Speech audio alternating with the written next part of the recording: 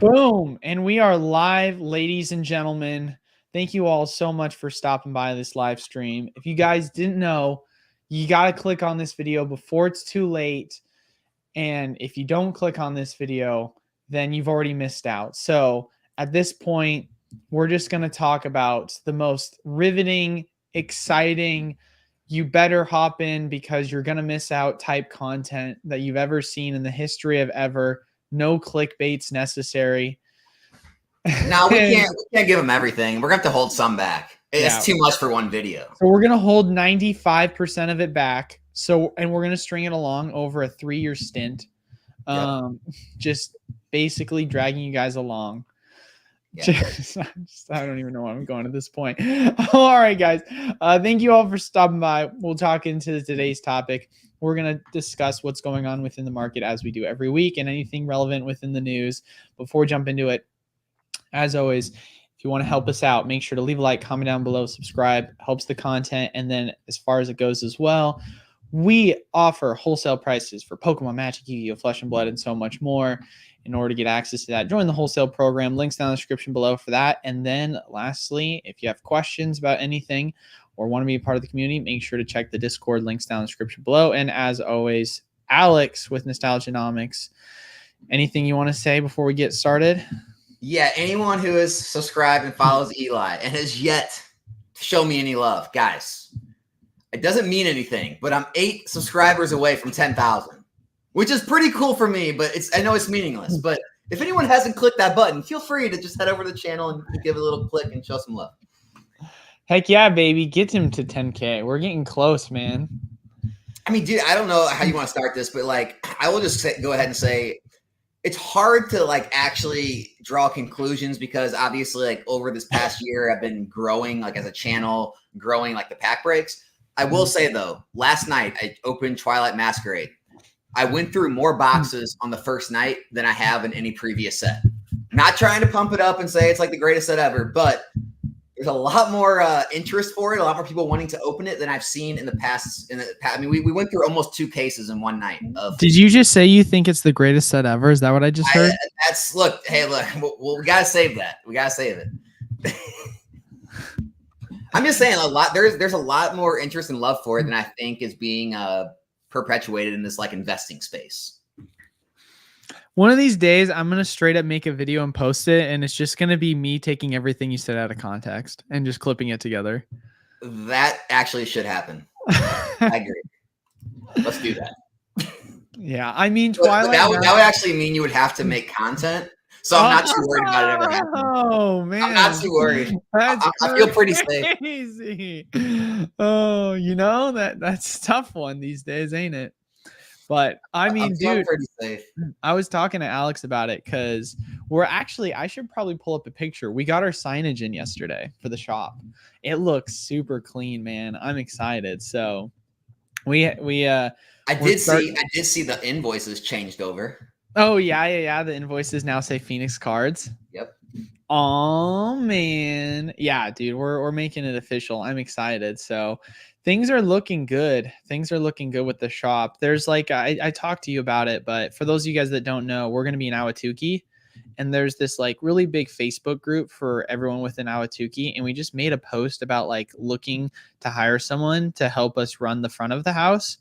And just kind of work the counter. And we had so many people reach out to us about like just questions about the shop. And it was so nice to see the engagement that we're going to have. So I'm really excited for when we open at the end of the month here. But yeah, no, we're never going to see him again now. Hey, you heard it here first, man. Now I'm excited about the video I'm going to post regards to just full on. I'm going to do a really in-depth breakdown about the price to open a card shop. Cause I feel like you have a lot of storefronts that'll basically just be like, yeah, so it's expensive and here's why it's expensive. But like, I want to do like, all right, I have literal receipts for how much I spent on this item, this item, this item, this item. This is what our storefront looks like. This is how much it costs to get where we are. So if people are like, all right, what can I expect in this specific market? Literally, this is kind of how it is. I mean, you know what's sad is like, that is exactly what this hobby needs. And not just from card shops. Like every single thing. Like we need more receipts. We need more like actual profits and actual like expenses being shown. But the sad truth is, someone throws up some big giant numbers and like, big, make it all fancy. They'll get like tons of views, and then people don't want to actually like look at the spreadsheets and know the actual facts. I think the video will do well, but we need more of that. We need like more people giving it and telling it like it is instead of just, the flashy highlight reel stuff.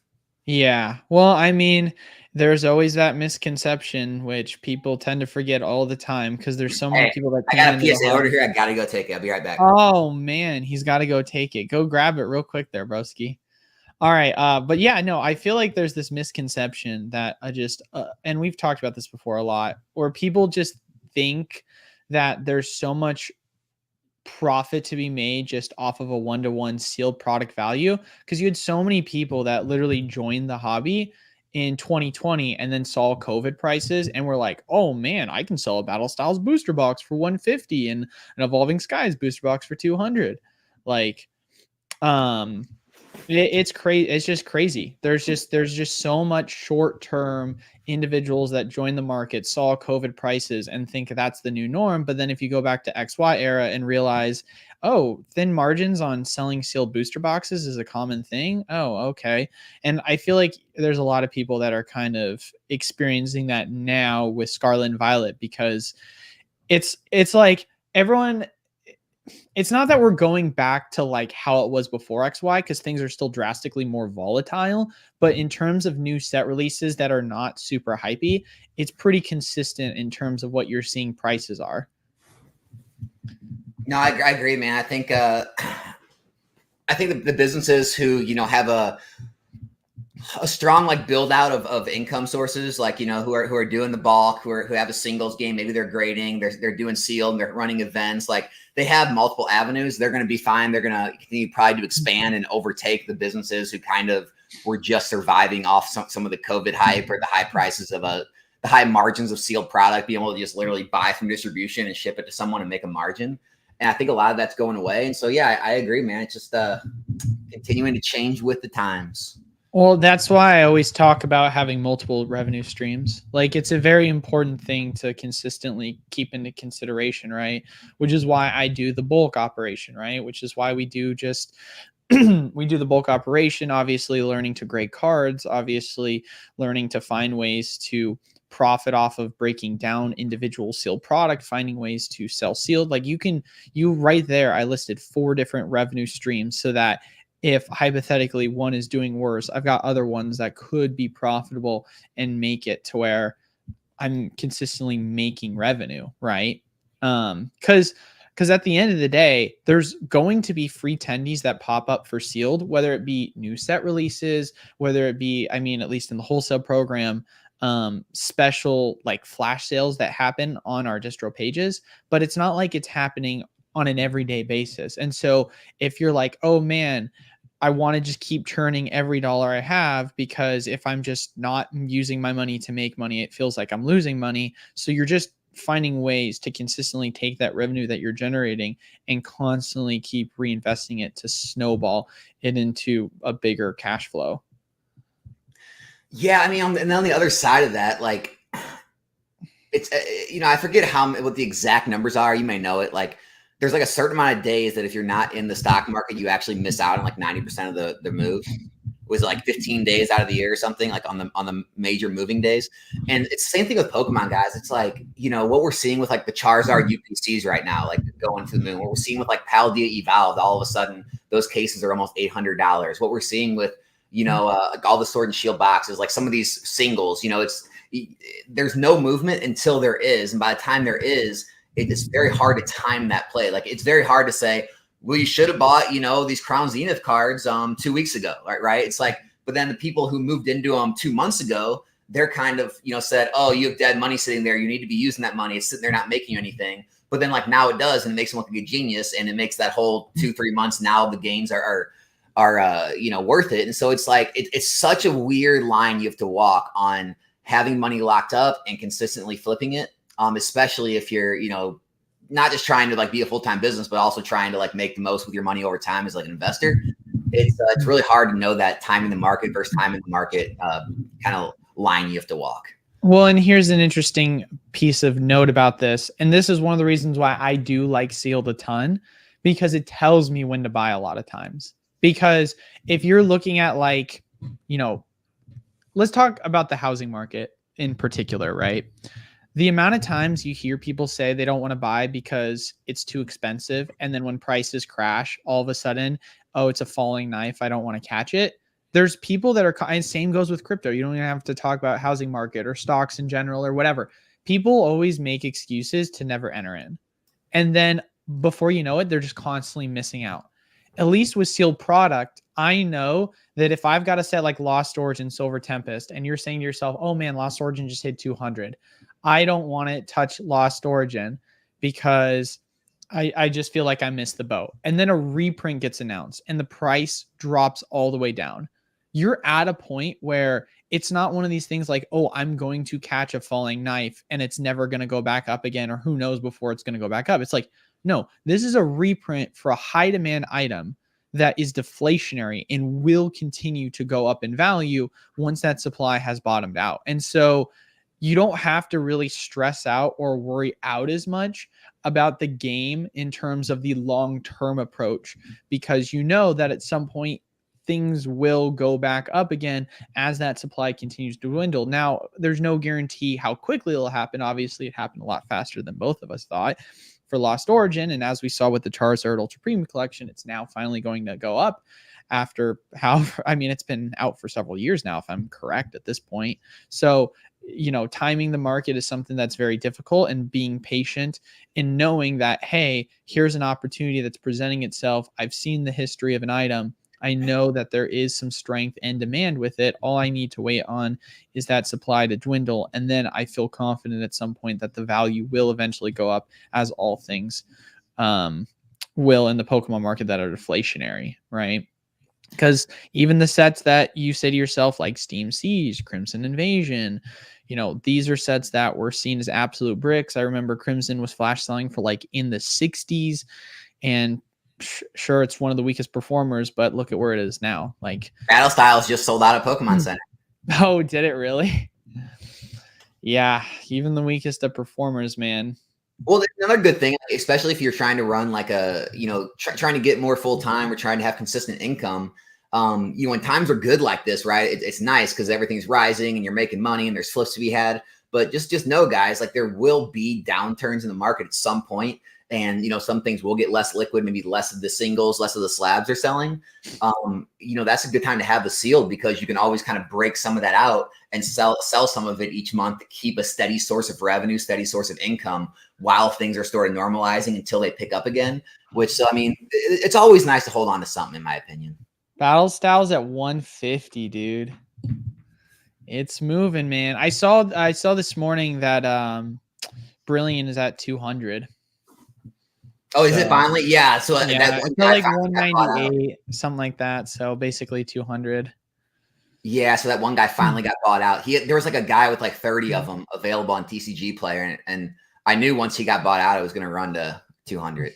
I mean, dude, have you seen the Tyranitar price as well? The alternate art for the Tyranitar? Yes. Dude, It's doubled in price in the past month. So I actually audited my slabs that I own yesterday, and I figured out that I have a lot more money than I want to have in slabs. And so I am going to be selling a bunch. And the Tyranitar is one that I own. I was going through it. I'm like, wow, what happened with that thing? It's crazy. I've always loved it, man. I showed on my stream, I have a master set of Battle Styles. So I've been a fan of Tyranitar. Also, I'm a huge Gen 4 fan, as you know. So the Empoleon always has a special place in my heart. Even though my favorite's Torterra. Right? The money's just moving. I mean, we've seen the major alt arts, seeing like whatever, 50, 100%, 120, 150% growth on some of them. And so they got to a point where people said, okay, it's properly valued now. Maybe it's a little overvalued. I don't know if I really want to move into this price. And so they went to the trainer galleries, and we saw trainer galleries across all the sets, whether it be the Espeon Umbreon, whether it be the Starmie V or the Garchomp and Astral Radiance, the Pikachus in Lost Origin, the Rayquaza, Silver Tempest. And we saw all those see major spikes, like 100% plus spikes. And then everyone said, okay, now it's Crown Zenith. Everyone, if you haven't paid attention to Crown Zenith, all the gold cards, the Mewtwo, they're all up exponentially, 50, 75, 100% up in the past few weeks. And, you know, obviously Battle Styles took some of the money. The money's continuing to flow out. Once people, you know, find out, reach the gains or got the things in their collection they want, they're starting to look for other things. And I think after Crown Zenith, I think the ETBs will start to move. And I also think Scarlet Violet, it's up. It's its turn. Yeah, I mean, talked about it before. If you're watching right now, prices, Scarlet and Violet booster for base set is at $95, which doesn't seem like a lot, but when it was selling for $80 and it's finally starting to move and it's about to break over $100, you've seen Paldea Evolve now hit $130. I think it was $120 last week when we were discussing about it, or at least a little over. So just another 8% gain on the week. So prices are moving for these booster boxes. And kind of like Alex was saying, it's fascinating to watch the money literally move. Like, you're watching money go from, oh man, look at what's going on with Sun and Moon boxes and Sun and Moon cards. They're popping off in value. Oh man, a lot of them have gotten pretty expensive. And then you see the prices start to kind of correct. And then where does the money go from there? Oh man, people are moving the money into Sword and Shield. And at first it was Sword and Shield sealed. And then before you knew it, it was Sword and Shield alternate arts. And then before you knew it, it was Sword and Shield trainer galleries. And now, you know, that prices on all these items are going up. And so people are constantly trying to find what the next thing is going to be. And you're seeing that a lot with cards in Scarlet and Violet. And same goes with some of the sealed products, because I mean, it's just inherent at this point. Sword and Shield era product is becoming ever so more expensive. I mean, we talked about this. I can't remember if we ever made a prediction, but we did talk about it a while ago and said we wouldn't be surprised if at some point every booster box in Sword and Shield was going to be over $200. I didn't know if we ever put like a timer on it, on what our thoughts were, but it's feeling like it's going to be ever so soon. If you just take literally Battle Styles out of the mix, I mean, where are we left with it? I mean, yeah, Battle Styles is the weakest right now at 150, if I'm correct, for Sword and Shield. I don't know if we ever. I know I've said they're all going to be $200, and I was thinking we talked about it on stream, like all the alt art ones, like maybe not the maybe the Voltage and Darkness Blaze take a little longer. I think even Battle Styles by the end of the year could be $200. Well, so Silver Tempest right now is sitting at 170, right? Battle Styles is sitting at 150. And then if we go take a look and see where is Astral's probably under still. Yeah, that's what I was going to check. I was trying to look at Astral. I think Astral's pretty high though. Let me click on it. I just found it. Astral is selling for 183. So those are the last three boosters that are under 200. Oh man.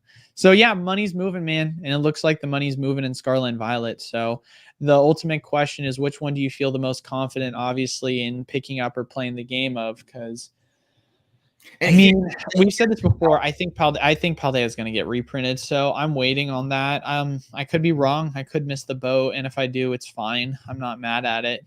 There'll be other opportunities. Let's talk about reprints. All right. So here's my thought, and you could be right about Paldea because it's moving too fast upwards, but people keep talking about reprints, right? And here's my thoughts.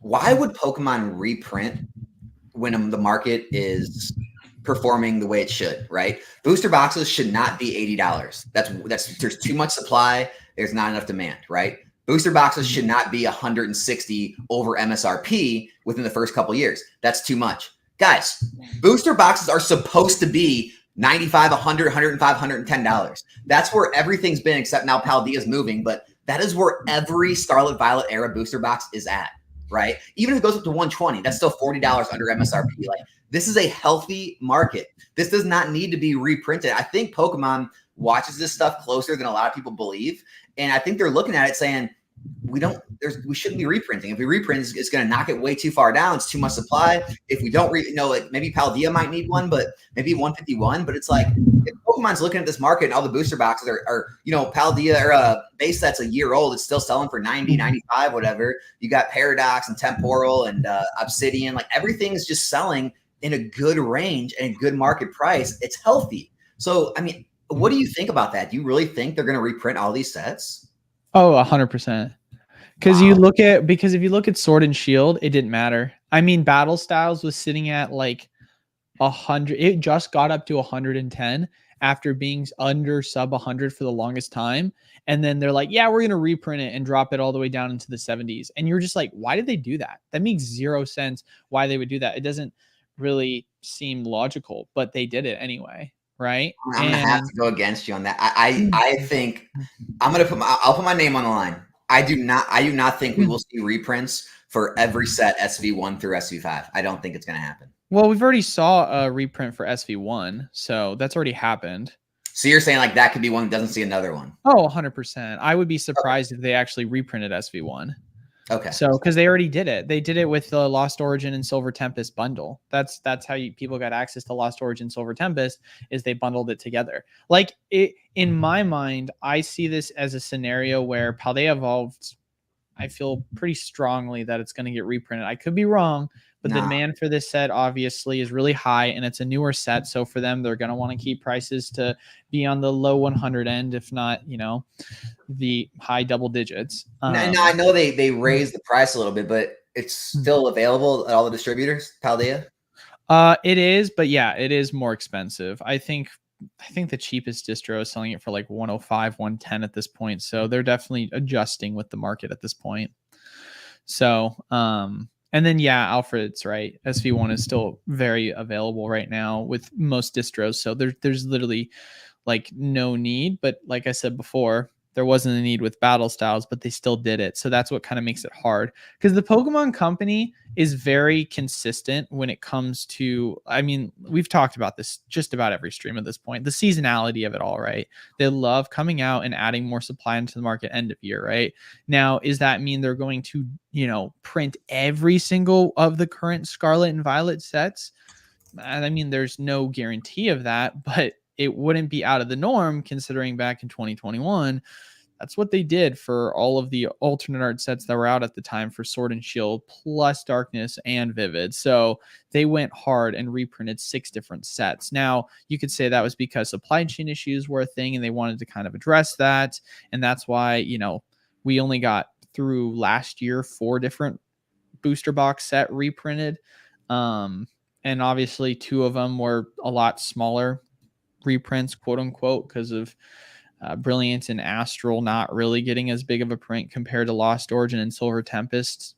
But it still has me to believe that regardless of whether it's going to be a big print or not, it would still make sense to me that the Pokemon Company would add supply onto the market. I just don't think it's going to be a heavy dosage compared to like you could literally see what happened last year, where you've got like Obsidian Flames and Paradox Rift both get a tiny reprint like we got with Brilliant and Astral, but then the main reprint is going to be like Paldea Evolved and Shining Fates or something else, right? Because we, along with Lost Origin Silver Tempest, did get Crown Zenith and 151 reprints.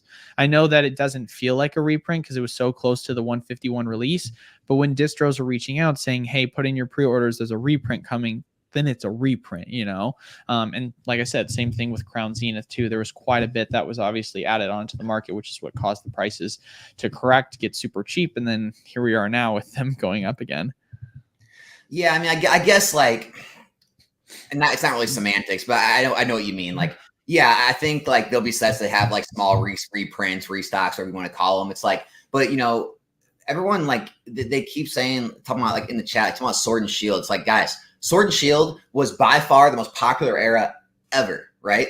But if you go back to Sun and Moon, if you go back to XY, there were sets that didn't get reprints. Maybe they got a small one at the beginning, but never saw another one. Like there were sets that did not get reprinted. This isn't something that's like never been done before. Like Pokemon has went on in eras and not reprinted every single set is my only point. Yeah, no, they've done that before. I mean, Team Up is an example of that. I mean, Sword and Shield base and Rebel Clash is an example of that, right? There's definitely been times in history where they've done it, right? It's just ultimately at the end of the day, what's the Pokemon Company going to leave behind and what are they not going to leave behind? And ultimately as well, you ask yourself too, are they really leaving it behind?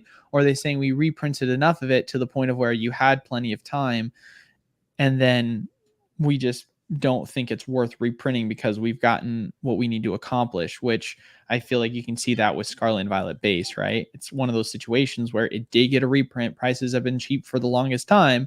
And so you're going to kind of see that situation potentially where, oh man, they never, reprinted, Scarlet Violet base, but it's like, yes, they did. They did reprint it and it was cheap for the longest time. And they're not going to address the price at 150 now that it's up after 2 years from now or a year from now or however long it's going to take for it to get to that price, because Pokemon Company said, hey, we wanted to print this set into the ground so that we could make the cards a lot more affordable for the competitive card game and make just the set in general a lot more readily available. We accomplished that. There's no point at this point anymore of addressing it. If you got in, you got in. If you missed the boat, you missed the boat, right?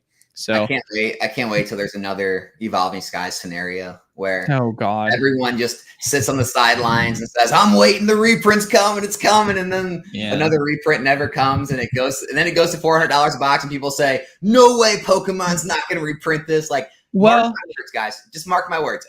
I know there's some people hating on me in the chat and thinking I'm an idiot.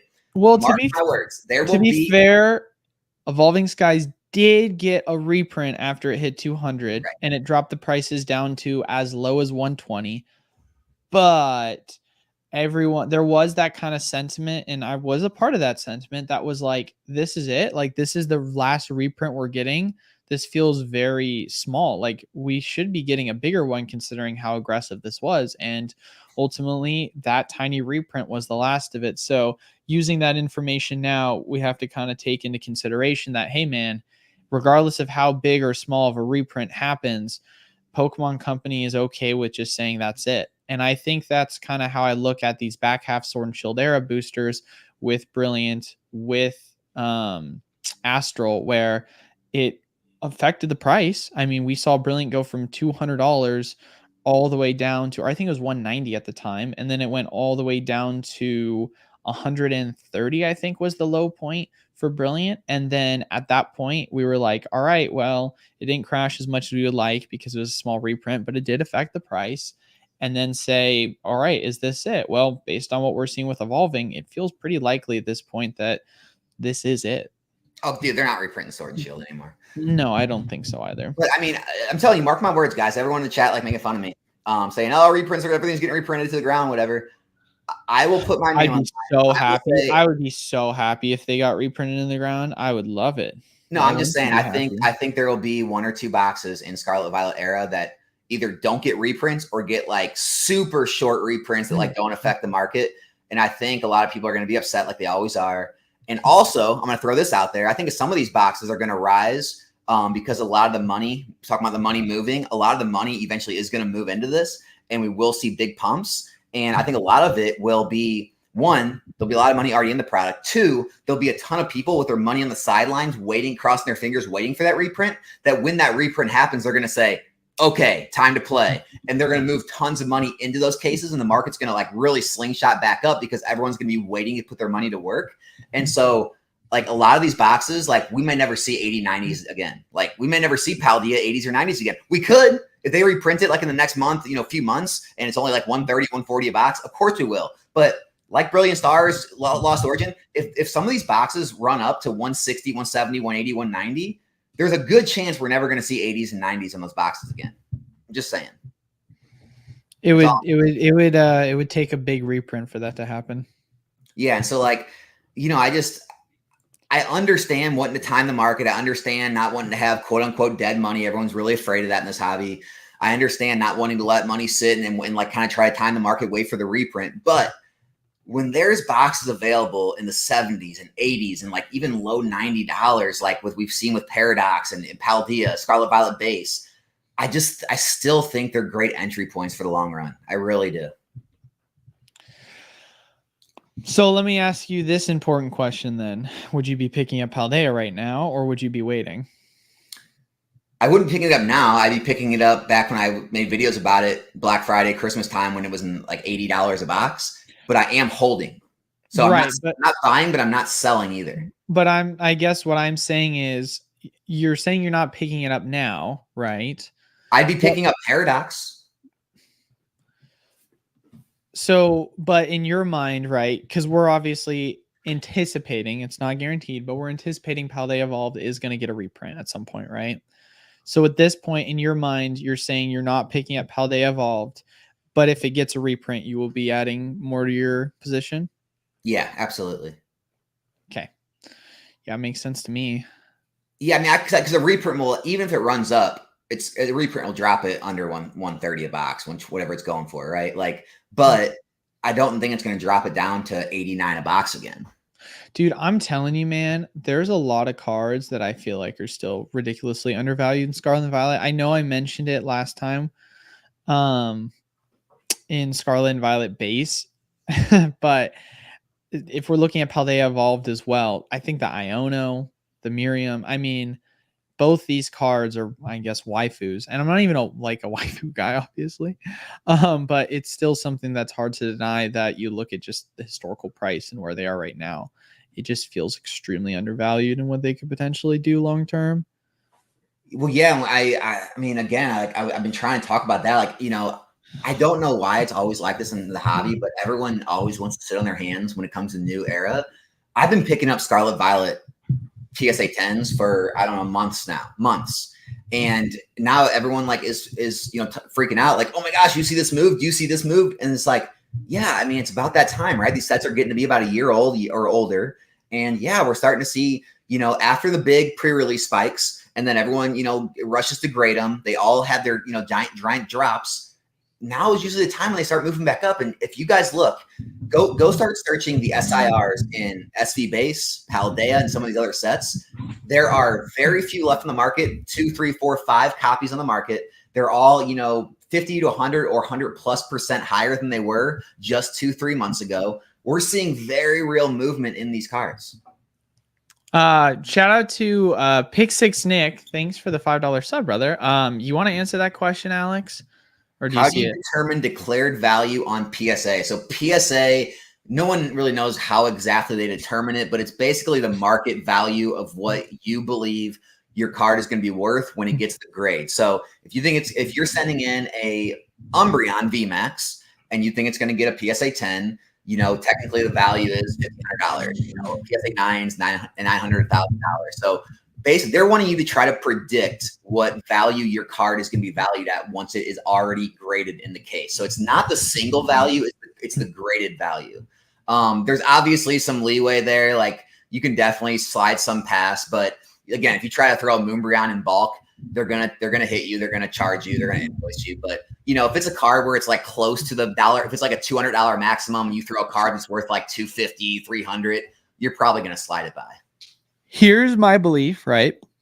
And we could be getting into conspiracies on this if you want to, but here's my belief. I would much rather undersell the graded card and what it's actually valued at, because in my mind, if hypothetically speaking, let's say that, say there's a card that is worth $200 in a 9, right? And it's worth $1,000 in a 10. And let's say that the declared value max for the graded bulk submission is $200, right? Well, I believe it's going to get a 10, right? So I want to, of course, send it in as if it's going to be worth a 10. Well, if hypothetically speaking, let's say that I pay for, an additional $5, $10 with the assumption that it's going to get a 10, but ends up getting a 9, I just paid an additional $5 to $10 for a card that I oversold on its actual, or maybe it was just the grader because we know the consistency can be off. But, the moral of the story, I would much rather be upcharged because I predicted that the grade could potentially be lower than it actually is going to be, rather than over predict the grade quality and overpay for that higher declared value, and then it end up being a lower grade. Does that make sense? But on the other side of that, kind of like iFOMO said, the declared value is the refund you get if they F up your card or if it does get lost, because that's what they insure it for on the return shipping. Oh, that is 100% true. And you obviously are playing the game if that happens. But I mean, I know I've graded, I don't know, thousands of cards now with PSA. I've never had one, my package ever lost. So yeah, you're definitely playing the game there. I doubt it. I mean, I know people have had issues with their cards getting messed up. I cross my fingers. I haven't had that issue, luckily, but it happens. Well, that's why the cards that I think are valued at less than 200, I always put as $199. Absolutely. Absolutely. So hypothetically, if there is some cards that could be worth $1,000 and the entire order gets lost, don't worry. Those other cards that I valued at 199, they're gonna help make up for it. Where are we right now? We're about 35 minutes. Are there any other kind of topics you want to get into before we start taking questions? I feel like we take questions at the 45-minute mark and then say we're going to do it for like 15 minutes and then it ends up being an hour. So I'm fine if you want to start getting into questions early. Yeah, we can do that. I did want to like kind of reiterate your point though. Because everyone's always wanting to predict the market, right? Everyone's always wanting to know where the next play is. I think what Eli said earlier is if you just kind of like watch, just if you're engaged in the market and you watch the sales history, you watch the amount of items listed compared to the amount of items sold on specific items. Like he said, you can literally watch the money move. Like you can literally just see the dollar bills move throughout the market. Like you could see the money move from the tag teams and waifus into the alt arts. You could see the money move from the alt arts into the trainer galleries. You're seeing now the money move into Crown Zenith, into Scarlet and Violet. Like you can literally watch and see the money moving, and you can get a sense of where it's going to go next based on, what's popular, what's going to be hyped up next. And it can really help you with your plays, especially if you're trying to make grading plays. If you kind of get a good sense of where the money's moving and you get your grading in, a month, 2 months beforehand, you can really take advantage of those market shifts to the upside, get your cards back when that's happening, get them out and get top dollar for them. You can get in on the sealed product before things happen. And another thing that on the sealed product, you can watch the amount left on the market, right? You can see how there's all these sellers that all have basically unlimited quantity available. And then you can just keep paying attention every week and you'll start seeing sellers drop off one by one. You'll start seeing their inventory say limited inventory or only 7 left, only 3 left, like less and less sellers. And you'll see more sellers start listing at higher prices. When you start seeing that move, that's usually the time you want to start buying in because you'll take full advantage of that move to the upside quicker than if you just buy in right away. So kind of what Eli said, just kind of watch the flow of money. That's the best advice I have. Yeah. I like to always tell people, because everyone always asks me, when's the best time to buy singles after new set release? When's the best time to buy? I mean, I always say literally watch the price, because at the end of the day, most of the time there's going to be that period where prices will correct, whether it be after a reprint or whether it be after new set release. And just wait. And just after you see prices kind of start to stabilize and even go sideways or up slightly, then you can get in. You don't have to time the bottom. Like, it's a lot easier to just wait until you start to see the action start to move upwards before you start to try and play the game of catching the falling knife. Yeah, I mean, this gets into like, and we'll take questions after this. It gets into like, day trading and like technical analysis trading. Like a lot of traders won't try to catch a falling knife. They won't even try to get in when the stock's bottoming and going stagnant. A lot of traders actually get in to the strength. Like they'll let the stock actually prove to them that it is on an upward momentum, it is on an upward swing before they actually get in the trade. And so same thing with Pokemon, guys. You don't have to try to predict the bottom or predict when it's going to move. You can see when small movements to the upside are being made, more sales are happening, than the cards are getting listed, and you can get into that play kind of into the move, and then you can kind of take advantage of the bulk of the move, but you don't have to always get in early if you don't want. All right, question time, baby. Let's see. Where do we want to start? I guess is the first question. Where do we want to begin? And then also, I should also mention it, since we got a good amount of people here, make sure you guys leave a like, comment down below, subscribe, really helps the channel. And if you're interested in getting access to Magic, Pokemon, Yu-Gi-Oh, Flesh and Blood, it's so much more at wholesale prices, make sure to check out our wholesale program. Links down in the description below. And if you want to be a part of the community or you got any questions for me, make sure to join our Discord. And then obviously Alex, you guys should know him already. Link down in the description below to join him and his channel. Let me see. Is there anyone that is kind of like being thrown at you right now? I am looking. Anthony's got a good one near the top. Anthony says Near the top of, as in like the most recent? No, it's like, nah, man, it's pretty far back. His bubbles. Is it in the unlikely scenario? Yeah, Yeah. that one. Yeah, I saw that one. In the unlikely scenario that Pokemon goes bankrupt and never made another card, do you guys think that would even hurt the value of the market? I'm thinking no. It's interesting. Yeah, it would hurt the market. 100% it would hurt the market. Because I believe that there's always an air of confidence that is needed within a market. And just people's emotions when they hear the term or the word bankrupt immediately starts to scare them. True. That's just it. Like, humans are inherently emotional and they're going to panic and freak out. And there's a lot of people that are obviously in this market and need the market to hold value.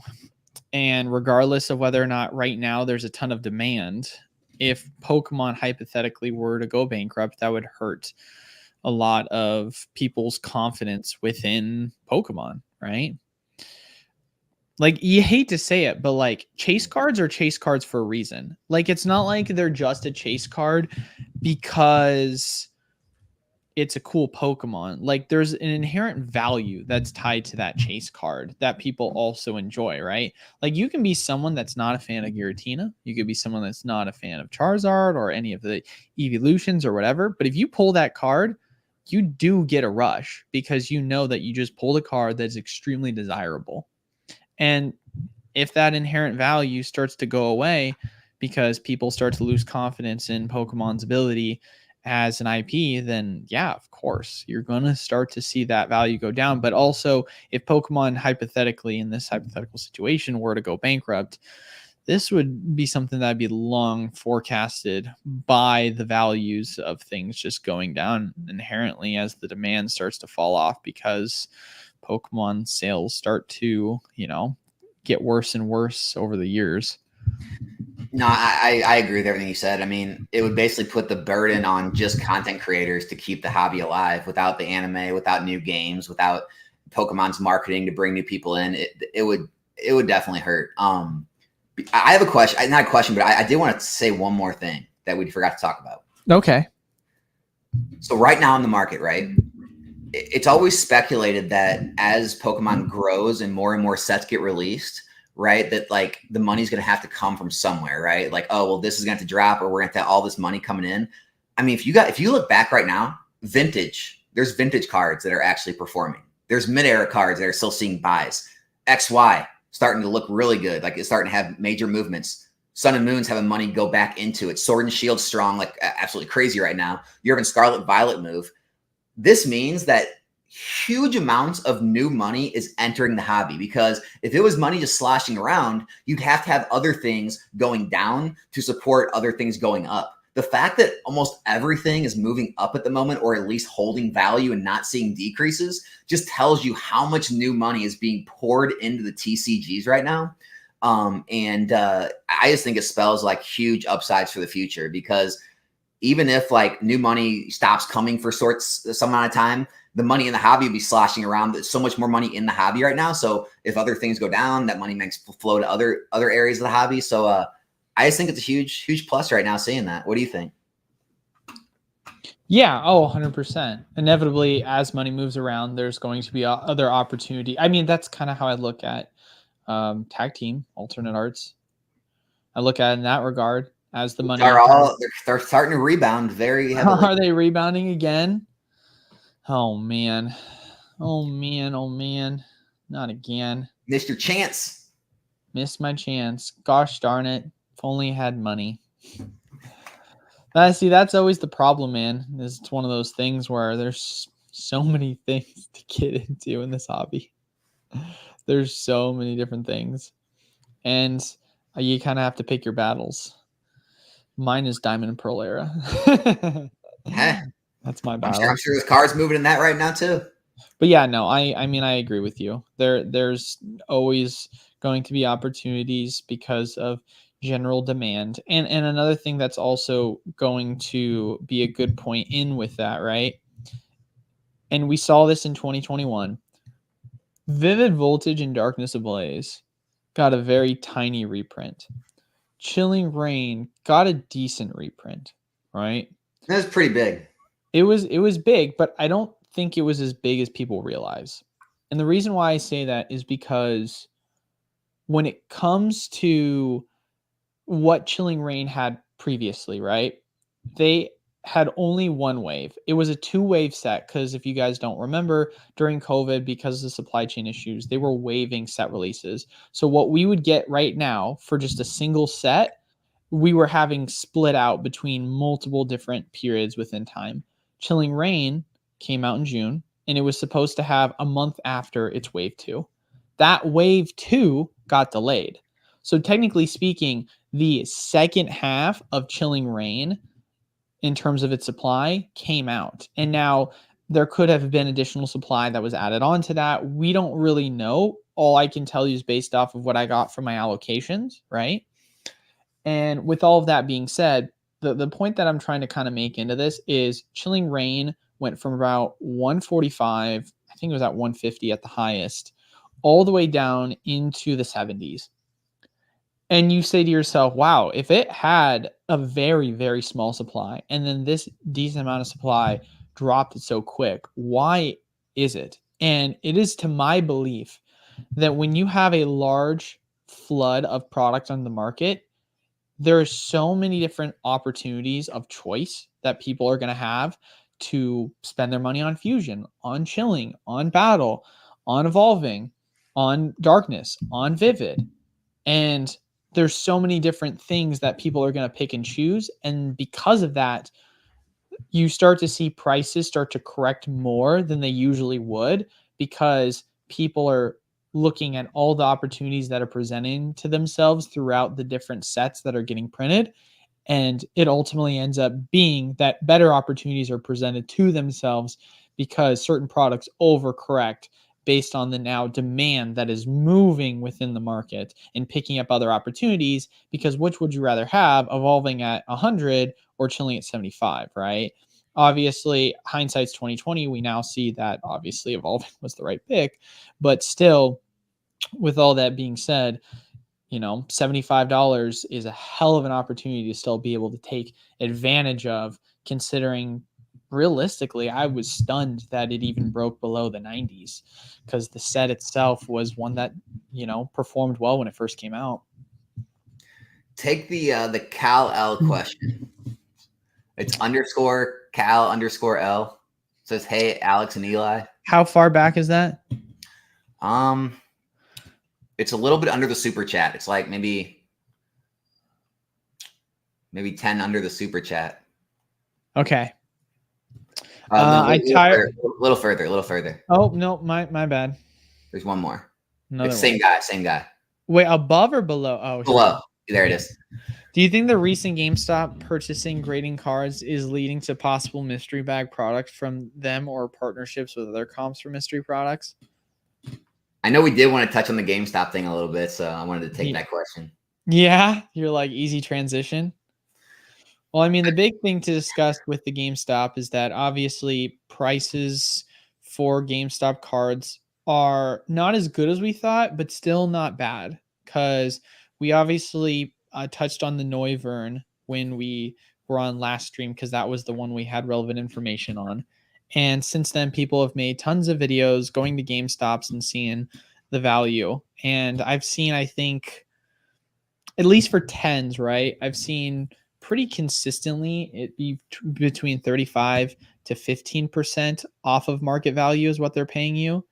So basically you're getting paid 65 to 85% market, which is still solid, but it's the 9s that you get killed at. Like they give you dirt for 9s. Doesn't matter how good it is, at least from the videos that I've seen, right? I mean, and you don't want to bring them illiquid cards that haven't had a good amount of recent sales data because their system can't pick up enough sales, right? So like you want to bring cards that are modern, that sell every single day, that have an established market price, or else they just don't have a good way of like calculating value of like older or less sold cards. And that was kind of the question that I initially had when we first got into this entire thing was, okay, cards that are valued at $500 or less, what does that mean? Like how old, But yeah, no, there's a lot of questions that obviously are still going to be asked with this whole GameStop thing. We're still getting a ton of information, but it seems to be on the more positive side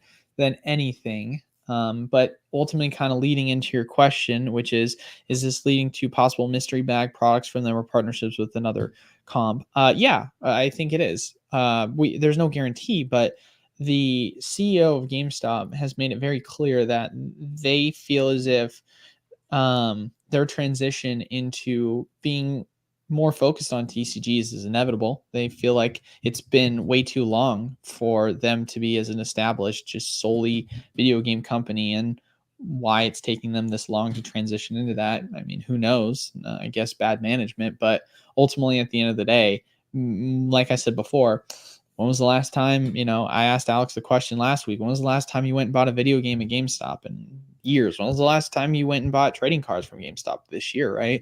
Video games are so easily accessible when it comes to buying them at any of your big box retailers, or you can go literally buy it digitally and have it downloaded right then and there. You don't have to walk into a store or wait until midnight to do an early release. You can just go download it on your PC or console that you play. So there is just a lot less of a demand for that, whereas trading cards and TCGs are much more relevant. And most of the time, unless you're going to your local game store, the only big boxes that are really selling it are going to be your Costco's, your Sam's Club, your Targets, and Walmarts. Yeah, and guys, so I have a friend. I'm actually going to have him on the channel again. But he writes for Seeking Alpha, which is a pretty big investment publication. He actually does, his articles do really well. Like he actually makes pretty good income just off of that. But I was talking to him about GameStop, and what you have to understand is, their business is struggling. Yeah, it's a meme stock. Their stock's all over the place. But GameStop, taking advantage of the prices being high, like they have a lot of cash on hand right now. Like they have a lot of cash. They pay down a lot of their debts with the cash. And they're sitting in a really good financial spot right now, even though the business isn't in a good spot. Like the business isn't doing well, but because of taking advantage of their stock price going so high and things like that, they actually are sitting on a lot of cash and low debt. So they're actually in a great spot to transition. They're going to be putting a lot of money into this project, and it could end up being a very real disruptor for LGSs, for just the card industry in general. Especially if they move out of Pokemon and other TCGs and sports cards, whatever it may be. So I would keep an eye on this. I don't think it's something that's going to fizzle out. I think they're taking this really serious. Yeah, like I said, it's a transition. This is literally a transitioning period for them to basically say, hey, video games aren't working as much. We're starting to see TCG sales pick up. Let's start transitioning into focusing more on TCG. I think it's an inevitable transition with GameStop. So I don't see why that wouldn't come with mystery bag products, because they're extremely popular. And all the online content creators can moan and groan and talk about how it's bad and mystery products suck. But here's the thing, guys: if they sucked, they wouldn't sell. There's a reason that mystery power boxes and all that stuff are always out of stock at Walmart. It's because people freaking like them. Right? Yeah. All right. Next question. Where are we at? You pick, man. See, people have told us that we should do this. They're like, you guys should do a competition where you have to spend $1,000 and see what happens. Have you seen that before? I mean, what is it out of though? Like, is it just anything? Presumably. I mean, I'd probably just try to jump on one of these crazy spikes. I know, right? And the question is, when would the competition start, right? Right. Yeah. I mean, it's so hard. I mean, in like a year, like 1, 3, 6, 12 months, like, dude, a 1 month play is going to be completely different than a 12-month play. Yeah. It's so hard. I could be winning at month 1 and you could be winning at month 6. Yeah. Right. Like, what? Yeah. It's kind of hard. I mean, the thing is I've wanted to do things like this, but the problem is the time it takes to find the results are too long. The only reason why it really worked for someone like Twice Baked Jake, because he's done something like this before, is because it was during COVID when everything was exploding. And so you saw immediate results.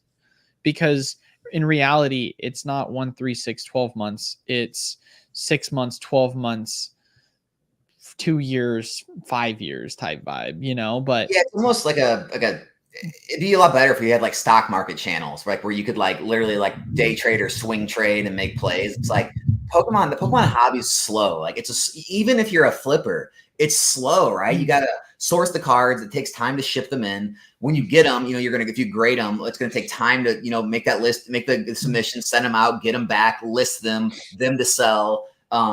Sealed product takes time to age. Like, even whatever you're doing, it just takes time. Like it's not a 1, 3, 6 month endeavor here. And like, don't get me wrong, like obviously Lost Origin's gone up a lot faster than we anticipated, but the Lost Origin reprint happened in October, right? So it was over 6 months when it did start to finally move and pick up the way it is currently.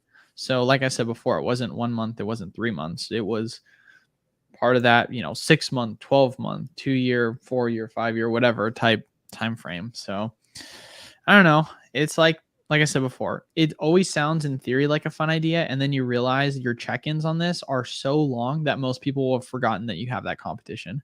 Unless you're just checking out on a weekly basis and be like, I'm beating you in the competition. Like you would have to be so intent about it in terms of us bringing it up relevantly on a weekly basis. I don't know. It's a thought. I mean, it'd be fun. Like I said, it's like a slow, methodical thing. You'd have to update over long periods of time, and it'd be hard to like make a series out of it. Like, okay, guys, let's do the monthly update. Nothing's happened.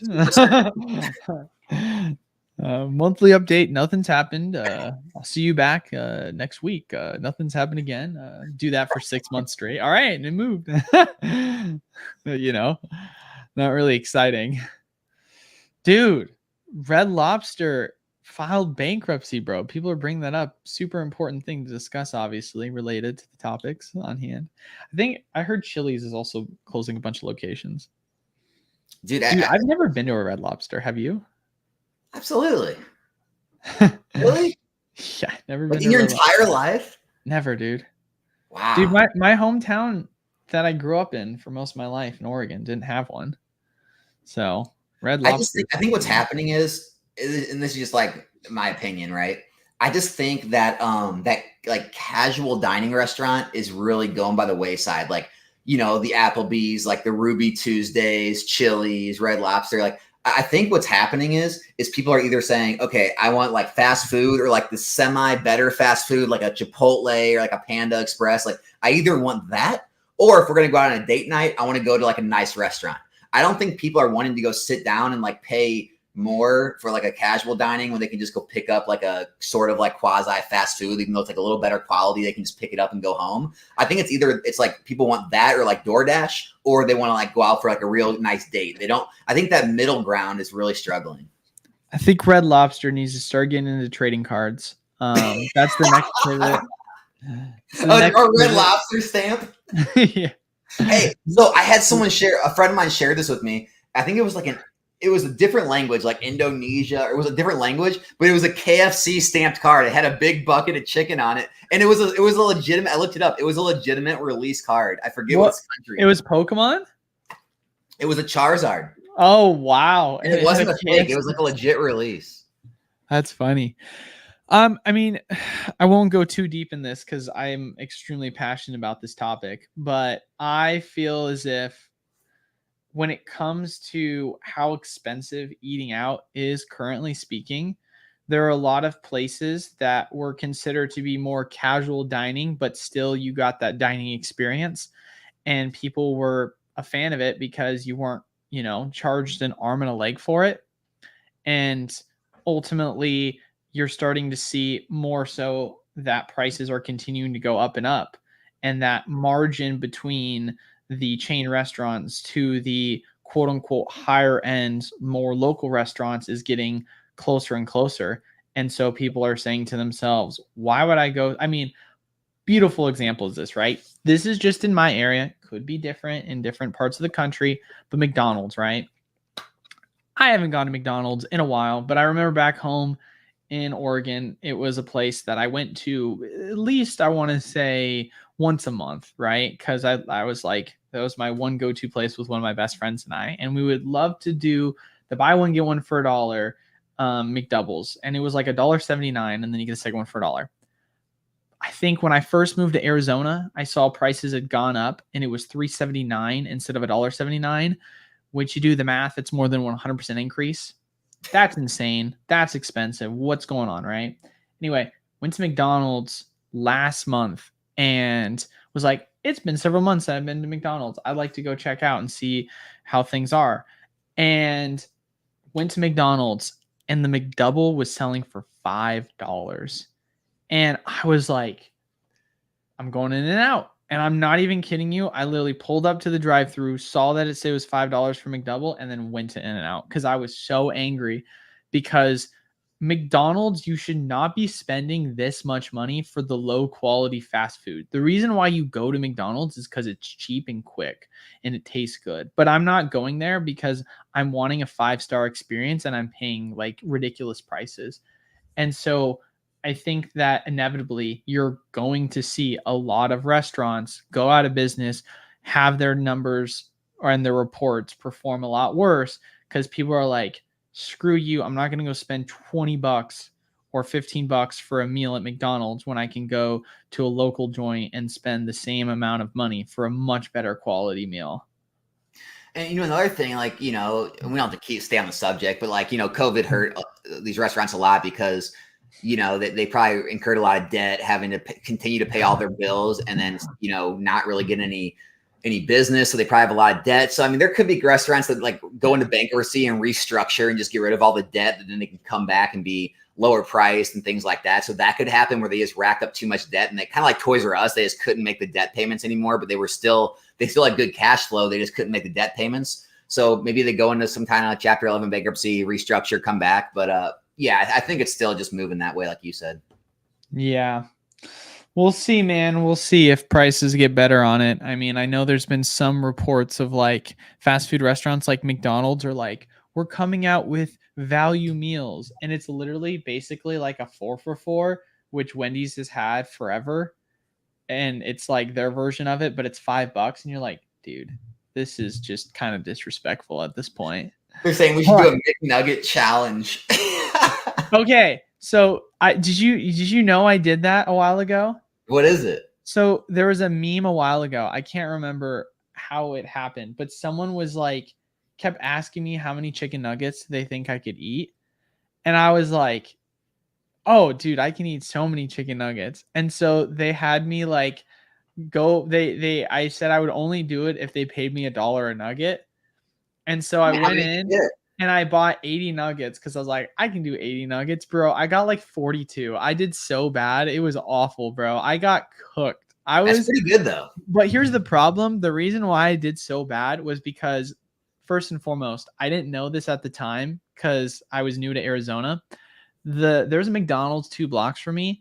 It is the worst McDonald's I've ever gone to. The food is 90% of the time cold. So I just literally drive to the other one that's like 7 minutes away because it always comes out fresh. And so when I got the nuggets, they were like cold. And so I had cold, soggy nuggets, and I was literally like ready to throw up because of how bad it tastes, bro. It was so gross. Yeah, I hate doing those challenges too because like I want to eat like everything. Like I want to have the fries with it. I want to drink a Coke, but it's like to do the challenge, you really just got to have no fries, drink water. That way you can eat the most that you can. And so that's what sucks. Is like you can't really enjoy it.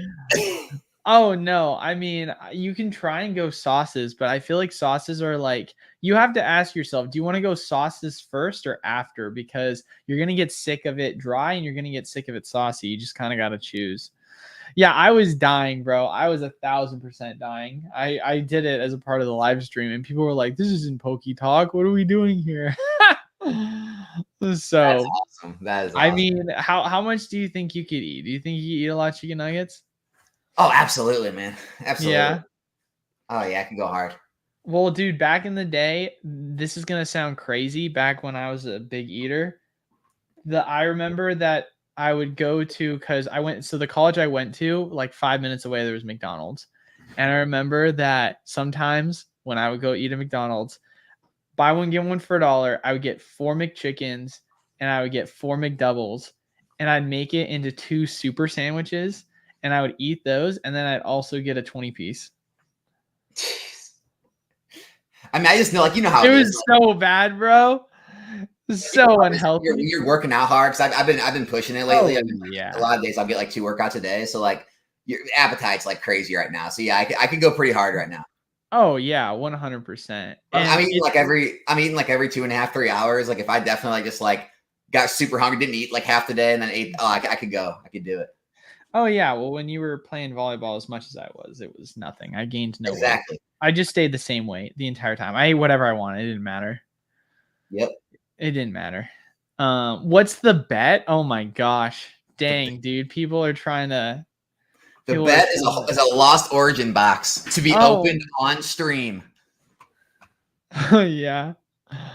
Oh, okay. I don't want to I don't want to get too off track, but like people are gonna bring me off track because I am very passionate about food. And so this is off topic. This is off topic, but I'm a huge Krispy Kreme fan, and I'm so glad they're bringing it to McDonald's. I'm so glad they're bringing it to McDonald's, dude. Like, I love Krispy Kreme so much, dude. Like that's the thing. Like for anyone that like diets, right? Like when you cheat, you gotta cheat hard. Like people that eat bad like all the time. It's like nothing. Oh, I'll get a couple donuts. Like no.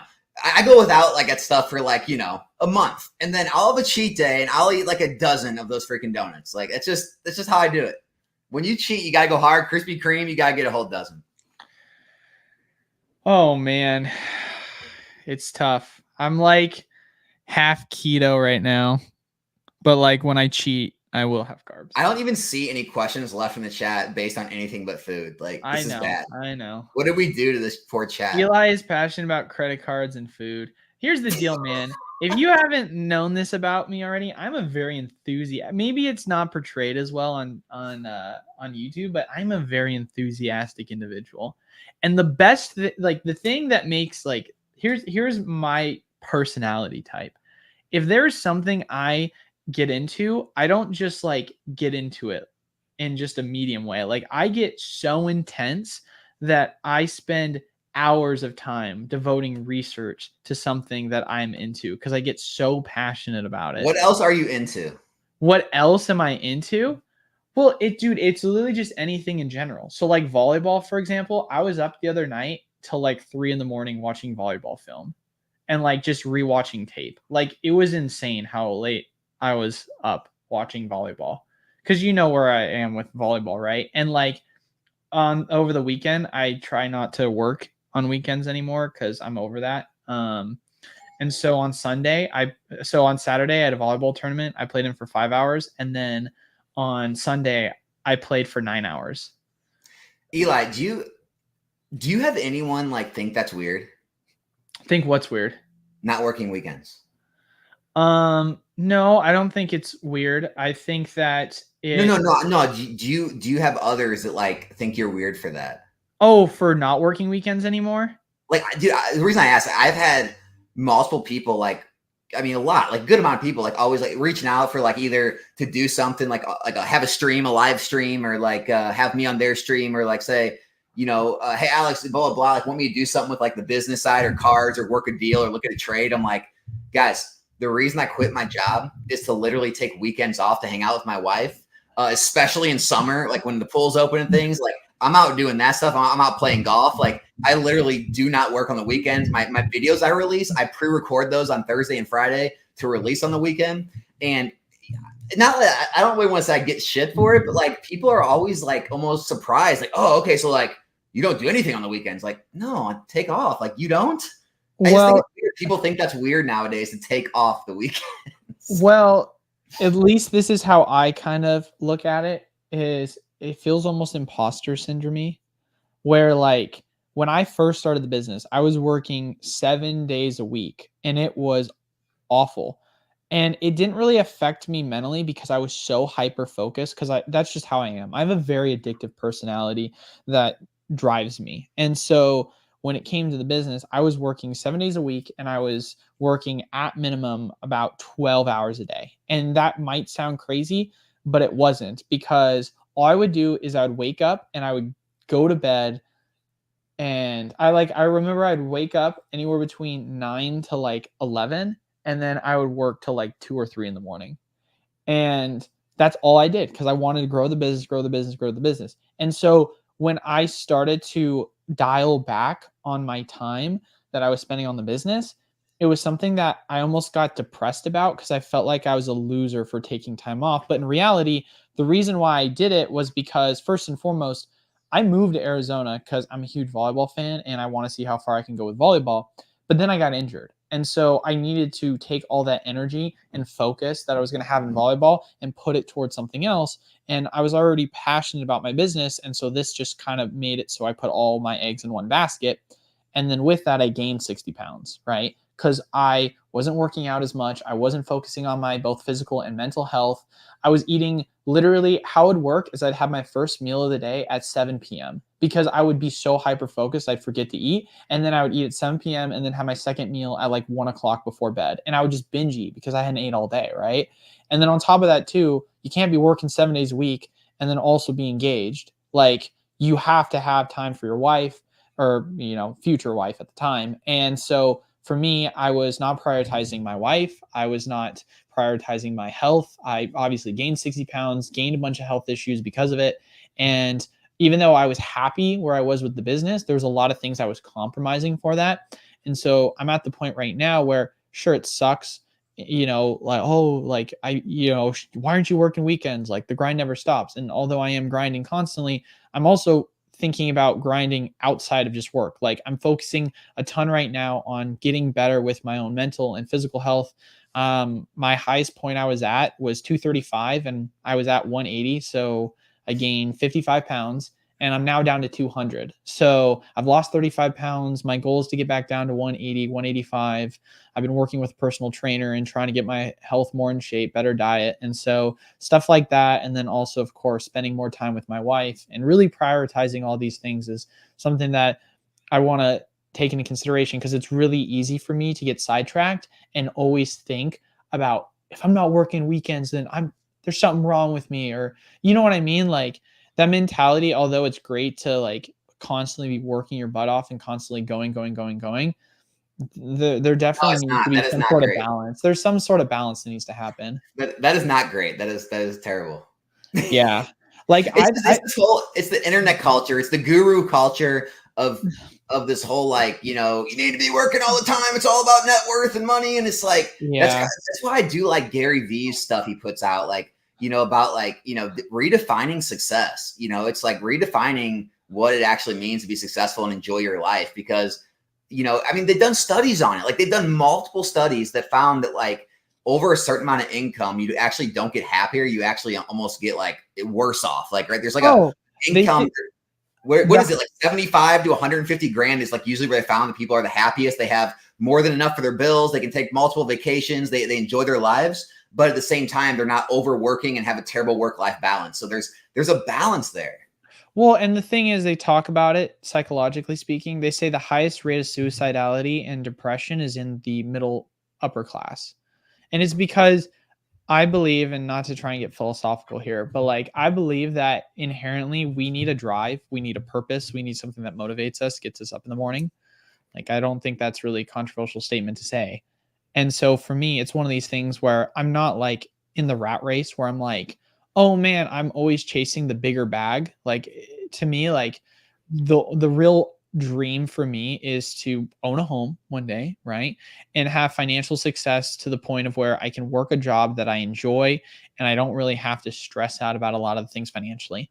I'm a very frugal individual. I don't own anything crazy. I mean, literally, like my car right now is a Toyota Corolla hybrid. I got it because it's really fuel efficient and it was really cheap compared to most cars on the market.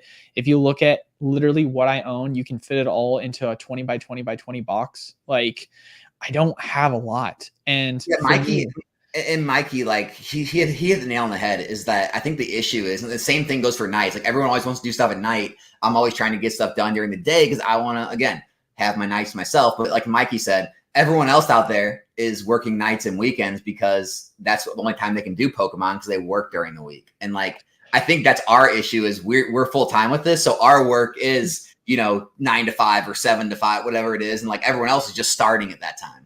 Oh, 1,000%, man. I mean, ultimately at the end of the day, like hobbies are a fantastic thing, right? And I feel like it's so easy to get sucked into a job that you hate. And then all of a sudden, the one thing that's keeping you motivated is that hobby that you're working towards. And hobbies are a fantastic thing because it could just stay a hobby and it gives you a sense of purpose or it gives you a sense of drive or happiness. Or that hobby could turn into something that before you know it ends up becoming a priority, right? Like I originally was going to school for business and was going into finance. And I originally thought that's what my career path was going to be. And then before you know it, here I am with my business that I started off as just like a fun little hobby to do on the side as I got more passionate into Pokemon investing. And now it's my full-time job. Like I never thought it was not one of these things where I just had a ton of money coming into this and was like, yeah, I'm going to make this my full-time job super easy. Like, no, this is a progression of me starting doing this part-time and then eventually saying, hey man, I'm growing to a point where I feel like I can start to do this more full time and I'm more passionate. You're a perfect example of that because you had your job that you were making really good money at. And you said, I'm kind of over that job, man. I love Pokemon. I want to see if I can make this a full time deal. And to be honest, I mean, I could have taken the route of kept the job and done this too and just ran myself ragged, like you were saying, and like working all the time. And maybe it wouldn't have been as big as fast as it is now because I wouldn't have as much time. But I could have done both, right? And a lot of people like to do both. It's like there's no right answer for life. It's just it's finding what you enjoy. It's just I'm just one of those people. I don't enjoy the money more than not having any time to do the things I like to do in life. Like that's just, some people do. Some people just like you said, they love every bit of the business and their job and they just want to spend all their time working. Maybe they're single, whatever it may be. And I get that too. Like it's just there's no right answer for each person. Yeah, no, 1000%. I think once you start to I think you find the right answer within your own mental and physical health. That's where you start to find it, right? Because the minute that your job starts to deteriorate either one of those things and you start to compromise, that's when you start to realize the like longevity issues that you're going to run into with that, right? Because I mean, I'm feeling it. I'm starting to feel much better, obviously. But dude, the amount of health issues I picked up I picked up sleep apnea, I picked up GERD, I picked up so many other. I started to get so when I injured myself, it was my hip flexor, but my injury started to recover. But then I started to get injured actually more in my groin. And I was talking to one of my buddies who's a doctor, and he's like, "Yeah, it's because of weight gain." So like it was one of these things where there were so many other health issues that started to come with that was affecting my sleep, which of course, when your sleep gets affected, that just trickles into other things. And yeah, so it was like, all right, man, like as much as I want to play the grind, I gotta find some semblance of balance so that I can be better. And also too, it's a good thing to have good sleep and take care of your body and your health both mentally and physically, because it allows you to excel and perform better. And ultimately, at the end of the day, what really matters is not how much time you put into working. What matters is how valuable of time you're putting into that job, right? If someone can do a task twice as fast, doesn't, and they do it just as good as someone that took twice as long, then obviously that's just called being more efficient. And you can value that through having a better physical and mental health. Oh, I love those videos. Like where I think like one clip that you see is like the guy like creating a logo for someone, and it's like, well, how much do you want to pay me for the logo? I charge 10,000 or something like that, and there's like, well, how about I just pay you per hour? Like, okay, so you value like how long I work on it instead of like getting it faster. Yeah, because I can work on it for like a month and have you pay me like more than 10 grand, or I can just do it for you in a few days and give it to you immediately. Yeah, you value the product. You value it's like people are so focused on valuing the time. Like perfect example, like people call people to their house to do work, like a plumber, electrician, whatever. They're always worried about like how long how many labor hours is that? Like, who cares? Like, you need this job done. You agreed on the price. It sounded fair to you. It doesn't matter if it takes me a day or 10 days. It's the price of the job. Yeah. And that's the thing is like, it's definitely good to always take both into consideration, but you don't want to get too fixated on like, I think the real thing to get fixated on is easily efficiency. It's efficiency. That's what you care about the most, right? Because ultimately at the end of the day, when it comes to Pokemon, we've talked about this before. I've talked about this pretty intensely with my own Roka operation, right? With bulk card sorting and the amount of time people need to take into consideration when it comes to how much money they're making an hour, when it comes to the sales and the time they're spending, or streamers when it comes to the amount of time they're spending packaging up their own product rather than hiring other people, or just any job in general, right? You always got that needle at me, huh? What? Oh, I didn't even think of that. But I'll take it. No. Alex is too poor to afford employees. We get it. What an idiot. God, no.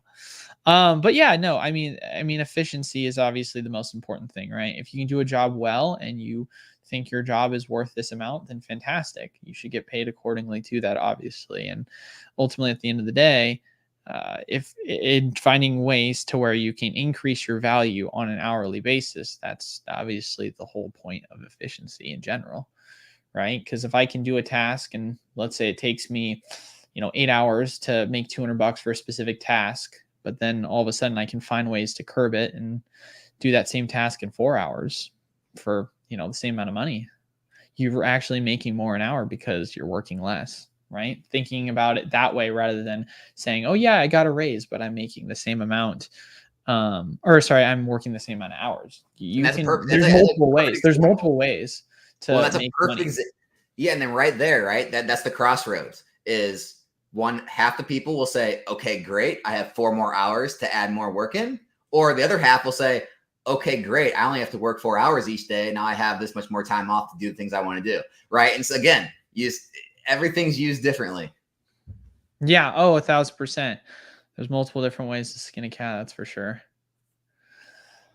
Oh man. 1,325 pounds. I don't care. I don't care. My Pokemon collection is bananas. I haven't seen any of my 13 kids in years. I don't care because I have Charizard babies. Don't get on an elevator with that, man. Oh man. I feel like we need to go so far back. We went on a freaking rabbit hole of a tangent. Yeah, I mean, it's still important things to consider, though. I think it's still relevant. I mean, it's not like what we're talking about isn't relevant, It is important to have work-life balance as much as we love talking about Pokemon and the grind and that entire thing. It's relevant, so in conclusion, our competition for the $1,000, that's what we have to say about that. We said $1,000. Is that the chicken nugget bet? I'm glad no, that was the 1, 3, 6, 12-month competition. So right. Evo, I hope we answered that question thoroughly. Yeah, that came out of nowhere. All right, where are we going, man? Where are we going with this? What's next? Dude, I don't think this stream can be saved. You don't think it's saved? You think it's gone downhill? It's over? I think we're past the point of no return, to be honest with you. Oh man, there goes Pokemon. Here, Roach Time said, how would you invest in Crown specialty sets without a booster box? Like Crown Zenith, Paldean Fates, Pokemon 151 ETBs, 3-pack blisters, 6-pack booster bundles, premium collection boxes. What do you have to say about that? How would I invest in it? Like what products would you look for, or what do you look for in products when you invest? Like, I'll give you guys my answer. Like, I do things a lot different than I used to. I keep things very simple now. It's booster boxes for mainline sets. For specialty sets, it's ETBs and UPCs. There's tons of opportunity out there in all the other products. Not saying there isn't. Sleeve blisters, 3-pack blisters, tins, collection boxes, whatever. Pick your poison. Tons of opportunity. It's just not something I do because I just like the ease and simplicity of keeping inventory and being able to move them. And I found those are very liquid items when sets do age and things like that. So it just makes sense for my model. But what I would say for specialty sets is find entry points that have the lowest price per pack usually. What we've seen is a lot of the items are valued per pack. They don't really have a lot of sealed premium the way a booster box does. And so I would look for the packs that have either the least dollar cost per pack or things you see that might have promos that could be valuable in the future that could help the price of that product farther than the packs. I mean, it's such a tough one because if you look at, it's hard because there's so many different factors when it comes to the value of the item. One, and like you look at the general demand, right? ETBs are going to be the highest demand, right? Obviously, you're looking for products like Alex was saying, that's going to add additional value past the pack value.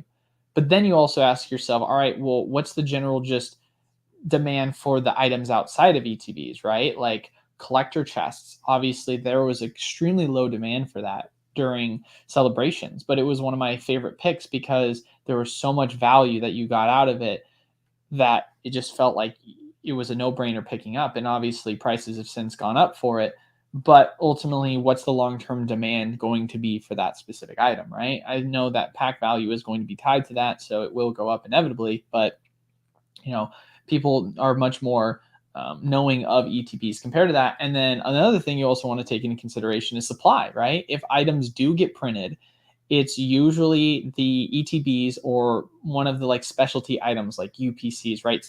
Before it used to be tins because that was kind of what was more relevant in like Hidden Fates, for example. Hidden Fates, you had the ETBs and the tins that got reprinted, but most recently we've had, 151 reprinted the UPCs. And I think Champion's Path actually just reprinted the ETB, but to be fair, Champion's Path was kind of a weird set, being in the middle of supply chain issues. So, the point I guess I'm trying to ultimately make with this is that there's so many different variables that are at play. It changes on a case-by-case basis depending upon the set itself, because you're going to have so many different variations of product.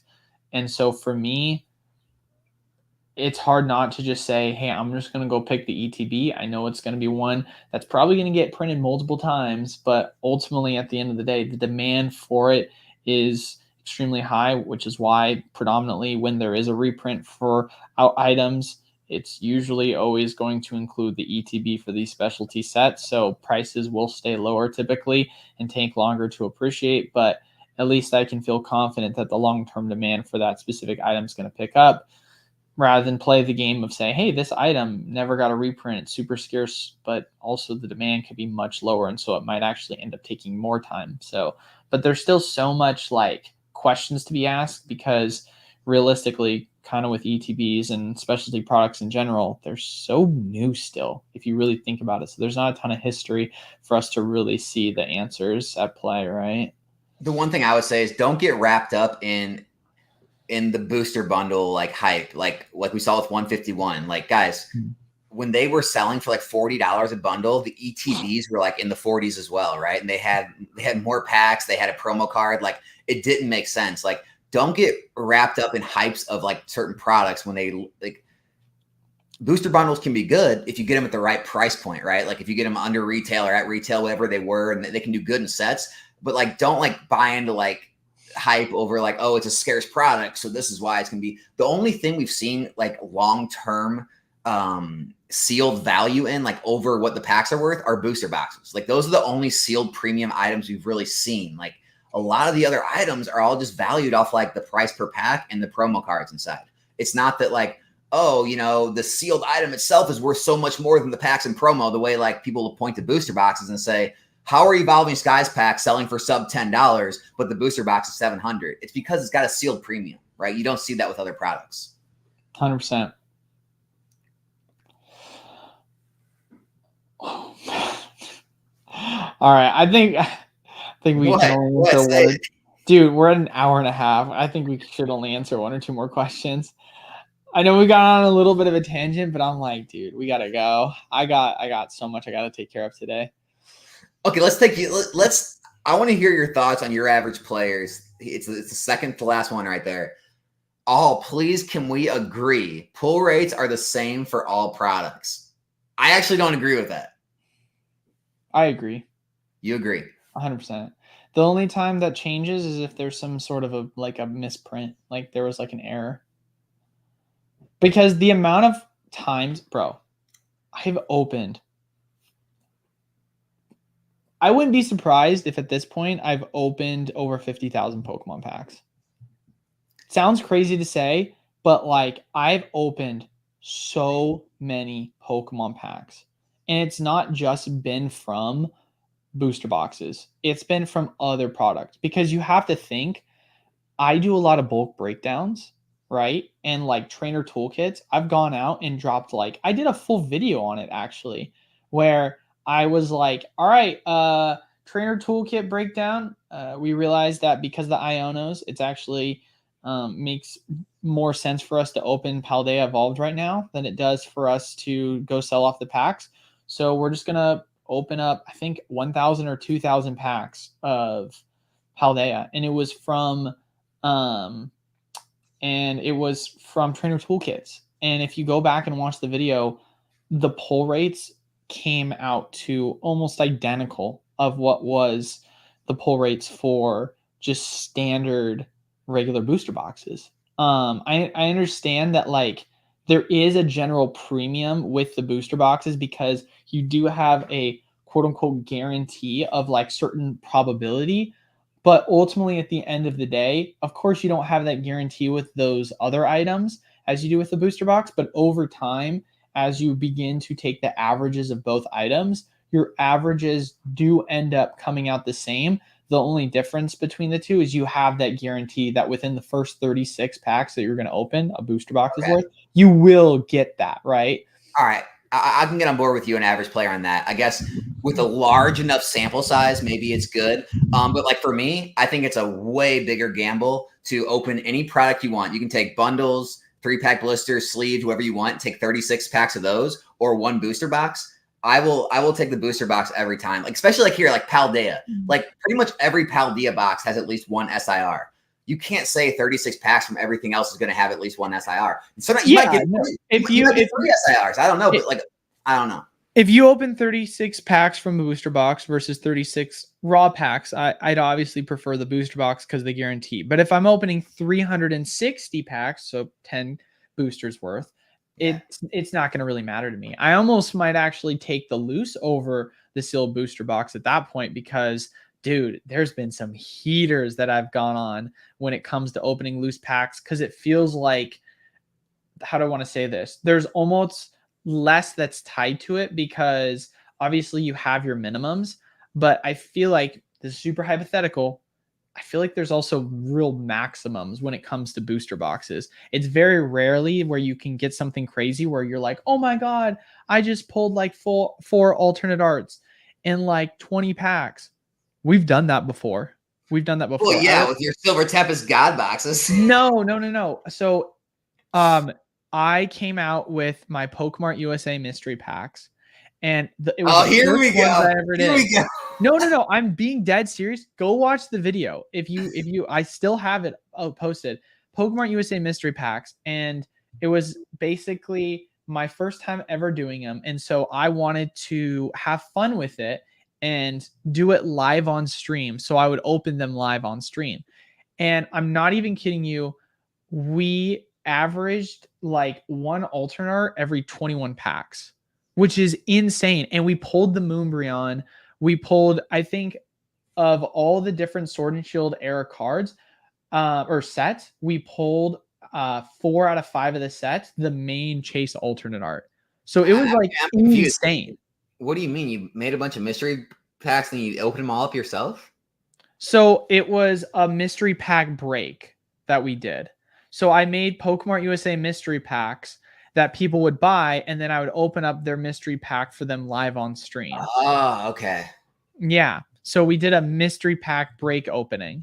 And so it was crazy. And all those packs that I got were from miscellaneous products. Like it was from like stacking tins, from V-Striker tins, from EVV hero tins, from booster boxes. Like it was a variety of different things that I pulled it from. And it was crazy to see how much good stuff we've gotten from it. I mean, heck, man, I've talked about this before in the past where we had a Pokemon Go giveaway that we did, and the customer asked if we could have the booster or the ETB be open live on stream. And we're like, sure, that's fine, because we're doing a break. And he asked if he could just have his giveaway open up on stream. and he pulled 3 alternate arts and 2 rainbow rares and a full art in 1 ETB. That's insane. That is literally insane. He pulled the Conkeldurr, the Mewtwo. I can't recall if he pulled the Mewtwo V twice. He pulled the Charizard, the Dark Charizard twice, and then he pulled a Rainbow Mewtwo and a Rainbow Dragonite V-Star. Right, but dude, I've had ETBs where I literally got 1 or 2 hits out of the whole thing too. Oh, 1,000%. But this is the point that I'm making. The point that I'm making here is, yes, you're a lot safer with booster boxes, but also you can have a lot higher upside, I feel like, because it's very rarely that I see a booster box that does something crazy like that. I agree. 100%. There's way they tell people workers to see packs. Yeah, no, of course. It's not seated. All right. Let's do one more question because we're at an hour 35 already. And then we'll just kind of wrap it up from here, baby. Let's get one good one. I'll let you pick. I want chicken nuggets. Uh-oh. Nah, I'm not gonna get it, dude. I refuse to until McDonald's becomes rational with their prices. Rational. Yeah. Like the Pokemon market's irrational. Dude, if you make McDoubles $2, we'll talk. McDoubles $2, we'll talk. That does sound reasonable. What do we got, man? What do we got? Dude, there's so many freaking questions we just skipped over. Did we really? Well, this is a question. You know what'll happen? Like, this always happens to me in my streams. Like, I do my best to take every question like I see that isn't like repetitive, but I'll always have people reaching out like in the comments and stuff like, "Nice job dodging my question." You know? I know. I feel bad because I want to answer every question, obviously, but there's so much, and then before you know it, you're on a tangent. All right, let's see if there's a Helder says, I love the content, but unfortunately the market in Europe is totally different. Yeah, it sucks. Like every market, like Europe, Australia, Japan, like every market just seems so, even Canada, like so different than the US. So it's like we show prices or we'll talk about movements and other people like can have completely different experiences. So yeah, sorry, man. I'll just kind of answer this because I've had a couple of people ask me questions. So we don't have a date for the storefront's grand opening, but we're doing a soft launch on the 31st of May. So that's kind of where we are with that. And then to answer the question as well on organized play, we don't have a date yet for organized play because we do need to have, we do need to send in our application or take the test to be a Poke Professor. So, but we're wanting to get that set up hopefully sooner than later. So the store is going to open up and it looks nice right now. It's like set up, but we're going to have a lot of progressive improvements that we're going to add to the store. We just want to make sure that we at least like get things going with like the baseline things we have, right? Having a play space set up and then whatever we can get accepted for out the gate, we're going to try and set up play events, having just the general like counter POS system with display shelving for sealed product and singles. And then eventually we're going to have a lot of, different tournaments that we're going to try and add in, play events. And then, of course, additional improvements to the way in which we are going to add value to the store. Because I really want this storefront to be a very non-traditional storefront. Like, when I think very traditional storefront, you think you go into a place and it's very like dark and it's very like, they didn't put any attention to detail into the actual space itself. I don't know how many storefronts you've been into, but a lot of them look like they just took a color and they just said, hey, we're just going to make our walls blue. Or, hey, this is what the old tenant walls color were. Let's just not put any effort into it. And then our play space is just going to be a bunch of freaking like picnic benches that are plastic $40 unfoldable ones and some like $20 chairs that we bought that are going to break your back, like stuff like that, where this is just my personal opinion, but there's a general like vibe that I feel like I get with a lot of storefronts. And for me, I want it to be a lot more of like a cozy feeling where you can go into the store, you're going to have nice tables, you're going to have nice chairs, you're going to have nice, ambiance to it, because ultimately at the end of the day, like, if you can walk into a place and feel immersed or feel like you can get a unique experience, then that's something that makes it more enjoyable, because you're no longer just coming here because I've got more competitive prices in the other card shop that's freaking 5 minutes away. It's like, no, you're coming here because you enjoy the experience that you get when you're at this place. I'm going to take the exact opposite route with the nostalgia. I'm going to make it like really dark. I'm going to have all my employees wear like black robes. Oh, wow. Walk around and Man, that's crazy. It's going to be like the Cabal store. Dang, that's insane. No, but I mean, think about it. Same thing with like Disney or like Universal Studios. Like, sure, maybe some of their stuff's different, but it's like a lot, they have roller coasters. Well, so does Six Flags, right? But people pay way more to go to Disney or Universal because it's immersive experiences.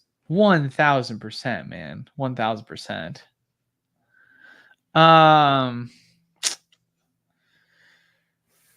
How about this? We'll just, I know it's something we kind of already touched on for the most part, but we'll just kind of figure it out, or we'll just finish it off with this video. Or holy crap, let me stroke out a video. Nice, dude. I need food. I haven't eaten anything today.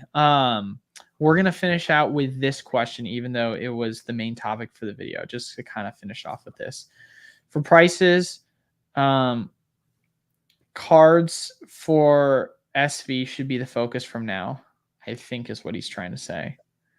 I think what he was trying to say is, for the current prices of cards going for SV, do we think that should be the main focus? I am an interpreter, just putting that out there, trying my hardest to do it.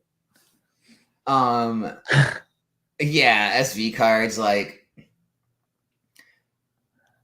man, they're starting to move up, though, is the issue. It's like, I'd love to say, yeah, but like some of them, like, I would argue almost like already kind of moved. Like, Magikarp, $600. No, I wouldn't move into that. Like, he said that was meant to say Sword and Shield. He says, for the prices of Sword and Shield cards, are you going for Scarlet and Violet as the new that's what I'm saying. Like, I mean, I'm looking at some Scarlet and Violet, and it's like those are already moved. Like the Groudon from Paradox Rift, like even that's like $200 now in a 10. Like, I mean, a lot of these cards have already kind of started to move, where it's like, man, there's definitely still plays. Like, there's definitely a lot of cards left. Some of like the low, not like the top, like top 2, 3, 4, 5 hits in the set, but a lot of the like deeper cards, a lot of those are very affordable SIRs and IRs alike. So yeah, I like a lot of those plays. I think a lot of the top hits are still properly valued. I don't know if they're like undervalued. Like, I mean, Paldean Fates, Charizard's still $100 raw. Like a lot of the cards are still up there. So I would say look deeper in the sets for the pickups right now. Here's the real ultimate question that I feel like should be asked, right? We know that in terms of picking up product in general, specialty sets compared to non-specialty sets, booster boxes have been crushing it. ETBs are getting killed. However, if you look at 151 product, right, and you look at Crown Zenith, a lot of these cards are popping off in value. More specifically, we'll focus on Crown Zenith, right? And if you look at the opportunities and the amount of money you could have made off of a lot of the Crown Zenith singles, I almost should be asking this question, right? Rather than just going in and saying, let's invest in the best sealed product from these specialty sets, do you ever think there's an argument to be made that it might actually just be better for specific specialty sets to just go buy the singles instead? Absolutely. Because I mean, like, look at Paldean Fates. It's got the best performing singles overall. I think even better than 151. If you look at the set as a whole, I think that's the best performing single set right now. For Paldean Fates? Paldean Fates. It's got I mean, I'm pretty, unless it's shifted, it has like the most high dollar cards. Like it's like the deepest set for high dollar cards right now. Yeah. And that's, I mean, the ETB is still $40. So it does seem like specialty sets are where you go for singles. I also want to preface by saying this too.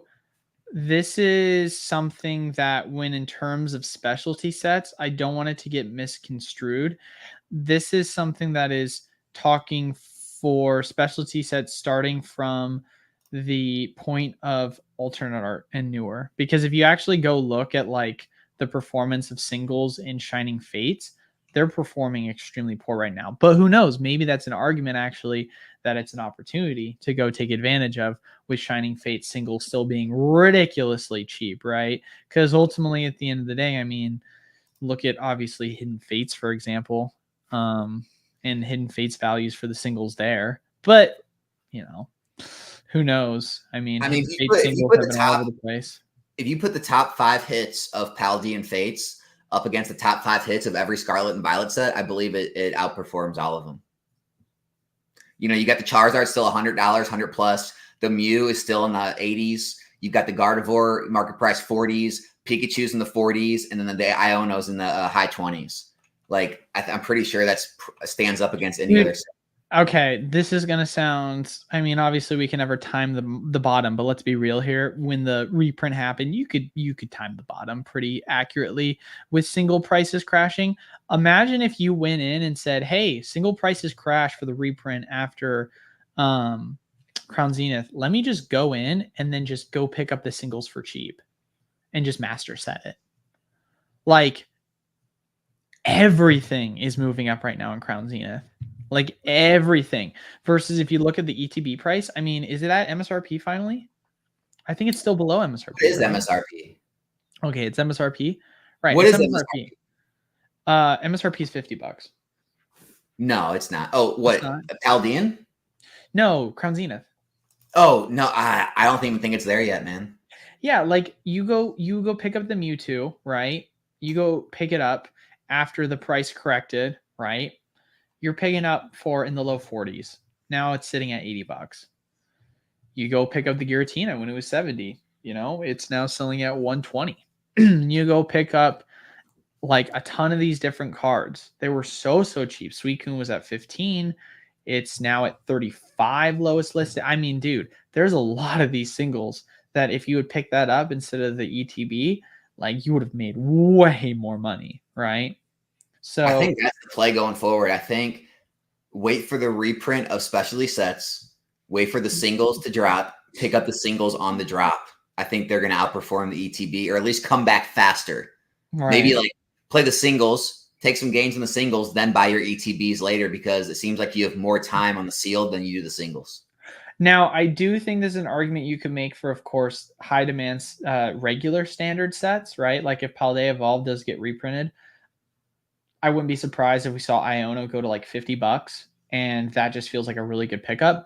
But it just feels like, in particular, 2 specialty sets, this is a much better play comparing the 2, just because of the fact that booster boxes have been performing so strong that it feels a lot safer compared to ETBs, which after they've rebounded, they haven't seen anywhere near as close to volatility in the same way boosters have compared to their single counterparts within the set. And I also feel like on average, booster boxes are going to be more liquid too as time ages. Like, oh, 100%. I mean, at this point it is. I mean, the demand is not showing right now for ETBs. Like, sure, and this is what I've said before. Well, no, right? even more than like the singles in the set.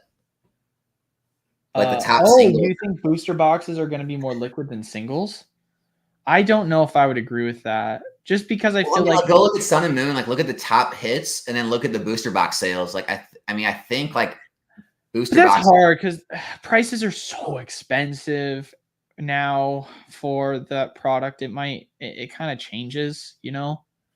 But like in general, if you go look at like one of the biggest hits in a set compared to like sealed product, typically for like newer set releases, the single sells so much more. Yeah, like maybe when they're newer, first like what 3, 4, 5 years. Yeah, that makes sense. I mean, I don't know what I think Evolving Skies would be a better one to look at for that. But I still feel like in Evolving Skies, the singles probably sell more than the sealed at this point. Yeah, and you're probably right. Let's see. So I'm pulling up. Let's see. So I'm looking at the Blaziken from Chilling Reign. Let's look at like a week. So to the 14th. So going back to the 14th, we've got 1, 2, 3, 4, 5, 6, 7, 8, 9, 10, 11, 12 near mint copies in a week. With the booster box, we have way more. For this is Chilling Reign. And we've got like 1, 2, 3, 4, 5, 6, 7, 8, 9, 10, 11. I mean, 30% probably 35, 40. I mean, like tons. So it's like more than double. What's it for Evolving Skies? We'll say Moonbryon compared to the sealed. Let's check it out. All right, Moonbryon sealed. And this is just TCG player, guys. Like eBay, you know, could be different too. All right, so Umbreon going back for a week. We've got 1, 2, 3, 4, 5, 6, 7 near mint, and then there's 1, 2, 3, 4 light play. So about 11 total, 7 near mint. And then the box in the last week has more, way more. Way more. 1, 2, 3, 4, 5, 6, 7, 8, 9, 10, 11. Yeah, I mean 20. That's probably. weird. Why is it? That's bizarre. Huh. Because I'm telling you, booster boxes are the most liquid item in all of Pokemon. Like that is what you want over anything. Man, huh. I mean, listen, you know, I've obviously been a fan of sealed more than singles, but even that surprises me. Yeah. It's wild. Huh. It's wild. It is weird. Huh. Good point of emphasis, though, in looking at the differences between. So maybe that's how you look at it, right? Booster boxes, singles, ETBs. And by ETBs, I more specifically say like specialty, right? Yeah, specialty. Right? Because if you're saying, all right, it's a booster box set, sure, there's opportunity in singles, but booster box are more liquid. It's specialty ETB set. Singles are going to be more liquid than specialty ETBs, presumably. I mean, you'd also have to pull up the numbers on that, but I mean, at least from just personal experience, it's so much easier to sell boosters. Yeah, So, exactly. Yeah, exactly. Yeah. And then that's what, like, you know, I'm sure you get those questions too, or, you know, back when you used to create content. Gotta keep throwing it you know, out there. people always reach out and they're like, you know, Alex, you don't talk about liquidity enough. It's really hard to sell this stuff. I'm having such an issue. I've had stuff listed forever. I can't sell stuff. It's like, my first question is always, what do you have? Because if you got all booster boxes, there's no way you're going to tell me that it's not selling. List them low list, send them at auction. You're going to get 90 to 100% of the full market. They're going to move for you. If you have all kind of other crazy stuff that you got talked into buying and all kind of weird singles and PSA 6s, 7s, and 8s and all this stuff, yeah, you're going to have a bad time selling. So it's like, it's all about what you have, depends on your liquidity. Yeah, 100%. I think that's a good one to end on, man. That's it. We're almost at 2 hours. Classic. I don't know, man. Guys, Eli's got stuff to do. Why do you keep him here like this? The audacity of you guys. You make me get on a tangent because someone brought up McDonald's and I just got hungry. And no, I always enjoy, obviously, the streams and going over. I ain't. Go for 3 hours? Ain't no way, man. There's too much. There's too much. We got a storefront opening in a week. Come on, guys. Or a week and a half. Yeah, guys, come on. Come on. Come on, man. No. Well, all right, guys. Greatly appreciate everyone stopping by for the stream. As always, make sure to leave a like, comment down below, subscribe. Really helps the channel. If you're interested in Pokemon, Magic, Yu-Gi-Oh, Flesh and Blood, and so much more at wholesale prices, wholesale program, check the link down in the description below to join it. And if you've got questions about it or want to be a part of the community, make sure to check out our Discord. And then obviously Alex with Nostalgianomics, link is down to check him out too. Anything else you want to say before we head on out? That's it, man. Had a good one. Hey, have a good one, everyone. See you all next